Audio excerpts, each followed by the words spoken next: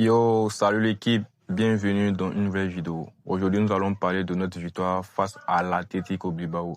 Mais avant tout, je vous invite à vous abonner à ma chaîne pour me donner de la force. Sans plus tarder, Flick surprend avec 3 ajustements dans son 11, dont le principal, Gérard Martin en défenseur central et Eric Garcia positionné en pivot. Gérard Martin reste fiable et Eric Garcia réalise un match de très haut niveau. Placement parfait, 47-6-54. Une défense agressive vers l'avant pour anticiper les lignes de passe. Eric Garcia, ses anticipations déclenchent directement le premier et le troisième but. Eric Garcia confirme être l'un des meilleurs en Europe dans ce registre et devient le second option en poste de pivot pour Hansi Flick. Dans ce match, nous remarquons un triangle, Olmo, Fermin et Eric Garcia. Avec Olmo et Fermin et Eric Garcia en pivot, le Barça a joué dans une structure en triangle quasi permanente. Olmo venait soutenir la base quand nécessaire, tandis que Fermin étirait les lignes en prenant de la hauteur, comme déjà vu à Vigo. La fluidité totale du milieu de terrain. Sur les 64 minutes ensemble, 469 passes pour le Barça, dont 118 pour ce trio.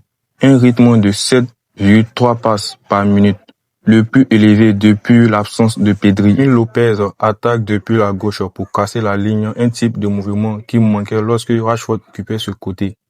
Entre Ferran Torres et Rashford, deux profils opposés. Ferran Torres attaque davantage dans la profondeur en diagonale, tandis que Rashford préfère recevoir les larges pour fournir de l'action avec la mine au ballon.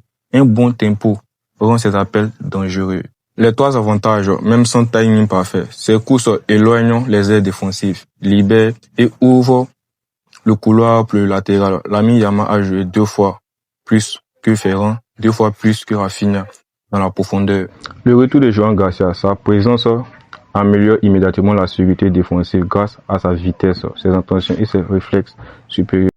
La protection de la ligne haute avec Joan Garcia dans les cages. La ligne défensive est mieux couverte. Sortie de balles rapides, gestion de balles dans le dos. Lecture claire des intentions adverses. Pressing, même structure, meilleure organisation. Le Barça ne change pas son format malgré Lewandowski, mais les tâches sont mieux réparties. Lamine Yamal, l'aile droite. Lewandowski en avant-centre. Ferran Torres dans l'interligne. Balde côté gauche. Le duo Lamine Yamal et Ferran Torres, parfois Rafinha, applique la pression et gagne en efficacité. Ferran Torres limite parfaitement les lignes de passe, orientant l'entrée à la pression.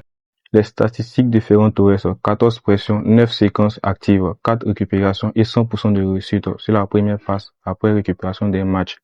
Et voilà team, on arrive à la fin de cette vidéo. Si vous avez aimé la vidéo, je vous invite à me laisser un pouce bleu et de vous abonner. Ça me fait énormément plaisir. Et à bientôt.